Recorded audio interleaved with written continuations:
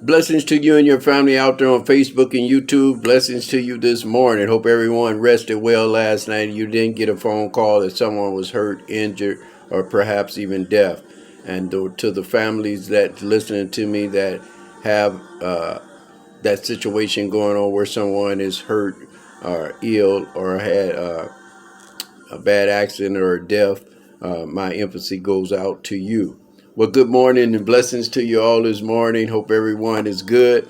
God is so faithful to us. I'm feeling good this morning, looking pretty good this morning. I feel good about what God is doing in my life, and I feel good about what my inner being, myself, is doing in my life also. Listen, today I want to answer a couple questions. A person asked me a couple days ago, uh, is it a sin to live together?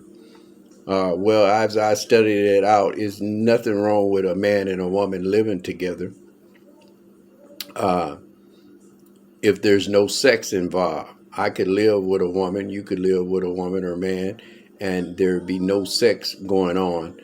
When you go into sex, then that falls into fornication. That's where the sin uh, comes in. First Thessalonians 4:3, it says that God will is for you to be holy. So stay away from all sexual sins. And what God is doing in this scripture, He's just letting us know, and most of us, if you find your right hand, I'll find mine, had sex and lived with people before you got married. Let's just keep it real. And this is the stuff we need to be letting our children know, but that was a mistake because uh, it don't matter how many years you're married, how many years you are living together, you are not married. And just one thing to make you understand you're not married.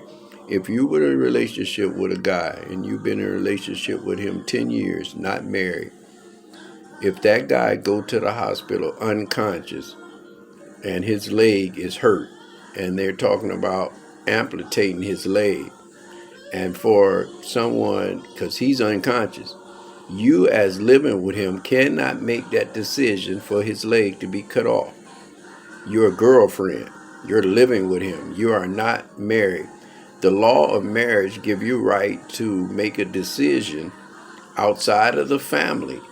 Whatever you wanted to make a decision with him, if you and him agree, and if he's not conscious, that would falls on the wife or the husband to make the decision. So I hope that answers your question that you are not married when you're living together. You are playing house. And that's why I find out even this week up until yesterday, all I heard and seen out here was domestic problems in the relationship and hollering and you need to go to work and all you do is drive around all day while I'm working and this and that. Give me my dog. And this was the relationships going on out here. And on top of the relationships going on with women and men with men, the women is in just as much problem dealing with women as it is with men. They just don't tell that much because they don't want it to look like everything is going good. But I know a lot of sisters that's dealing with women that's going through hell. Okay, 5 points and I'm gonna be out of here. In a relationship, we want to talk about also married relationship. That's where God is have me going in this area about relationships. How many people is getting divorced, especially in the church? I want to give 5 points uh, about keeping a healthy relationship. That's what we'll be talking about today.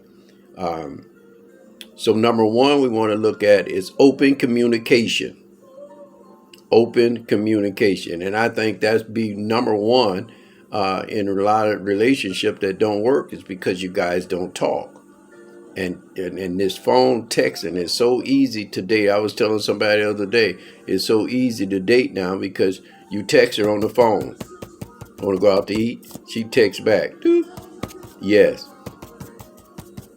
You Wendy's? That's cool. I like the Frosties. After that, you want to go to a hotel? That's cool with me.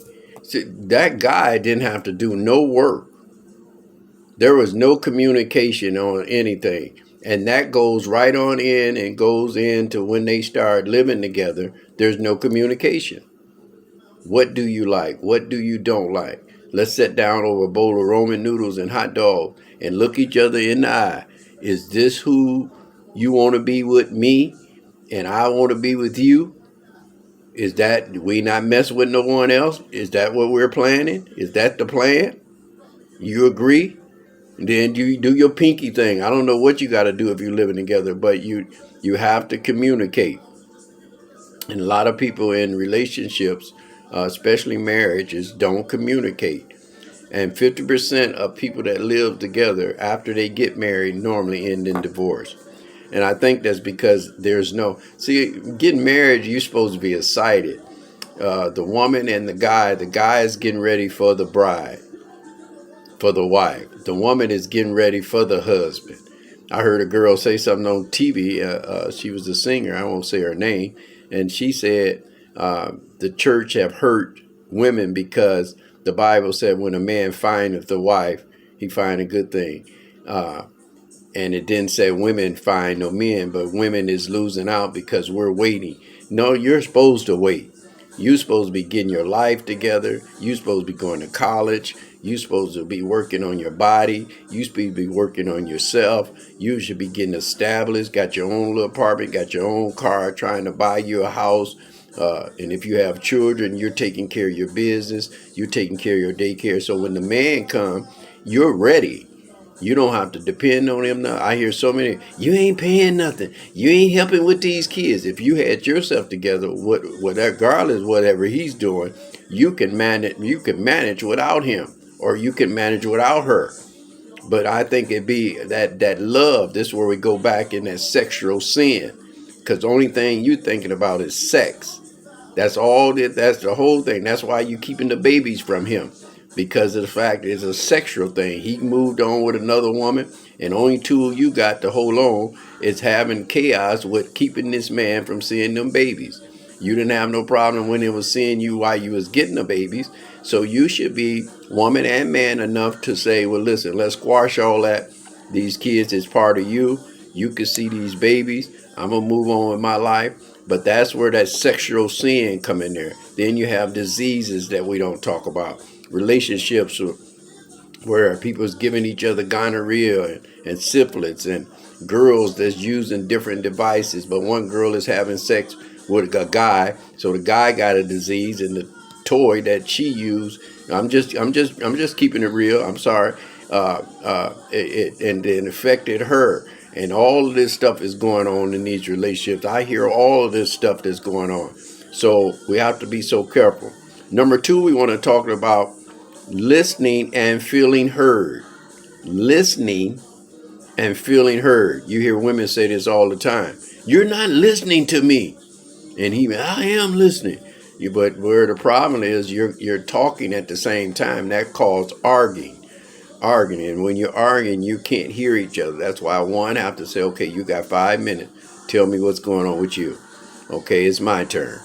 Then y'all come in an agreement, and y'all can shake hands, kiss, and go on with your day. Because nothing worse than being in a relationship, married or unmarried, when you have to go to work and you haven't got it right on the way out the door. One thing, me and my wife, and when she was living, bless her heart, we had a pact that we didn't leave the house.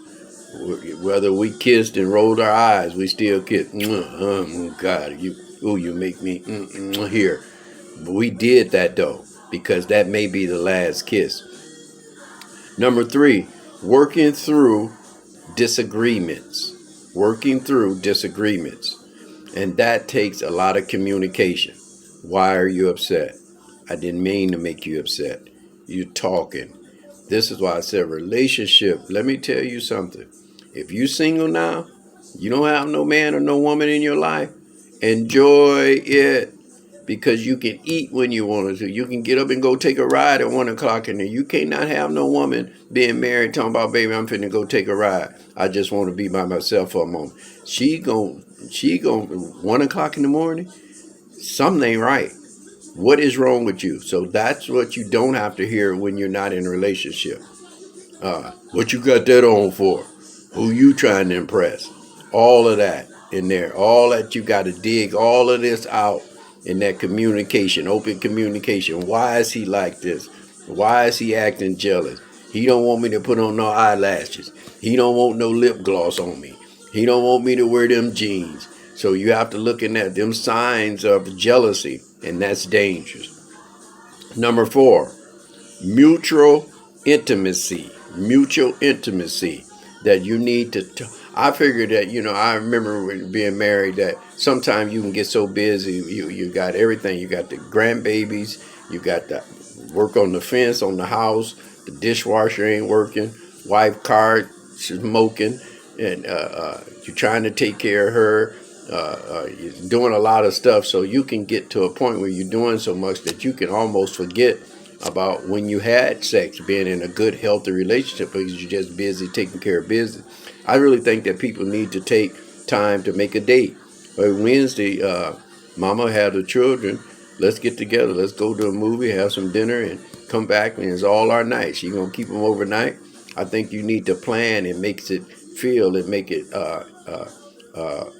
emotional day. It makes it juicy all day long because you're thinking about the night is Wednesday. I'm going to get with my wife. I'm going to get with my husband. And that's the way it should be.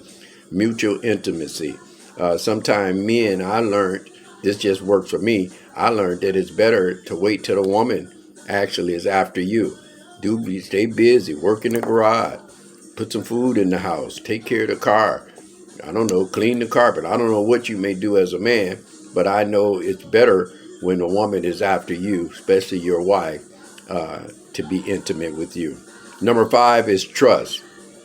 That could be the top of the choice right there, because if there's no trust in the relationship, it's about at a failure time. It's basically gonna fail. So you have to really trust each other. That who is that you talking to? Who is that guy? You look to be smiling, having a lot of fun with him. Well, I need to trust you too. You know what I mean? Now we don't want to be flirting and be married. You're married. You know what I mean? So you have to be careful in that area. And then when you respect your husband, you respect your wife, that will rub off on the person that's trying to hit on you or whatever is going on. So you have to be careful in there and trusting in each other. Most relationships start at the workplace, because the guy that at work, when he see your wife, he always you smell so good today. Oh, you look beautiful. But at home, only thing he was like, you need to take that. I don't like the way your hair look like that. I don't like that outfit. That's the man. So she's heartbroken until she get to work and hear this other man complimenting. Oh, your hair looks so beautiful today.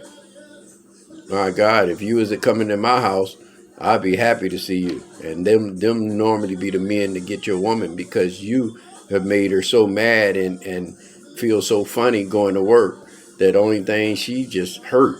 So it's your job to encourage her, tell her you look nice, sweetie. I love you. I'll see you when you get on for work. You know what I mean? And trust her and trust him that they love you enough and that everything's going to be all right. Is that good word? Them 5 points, take that and run with you. I'm sorry I was a little long today, but it's so much that I wanted to talk about, but I have to be so careful on the air. I don't know who's listening, and I want to go deeper into some stuff, but I think this will hold you until your pastor or someone else get to you and tell you what I was talking about, if you need to research some of the stuff yourself. God bless you. Have a good 4th of July. Please be careful. Watch the babies. Please, no guns instead of fireworks. Use fireworks and be careful with those. You guys be blessed. Have a good 4th of July. I love you.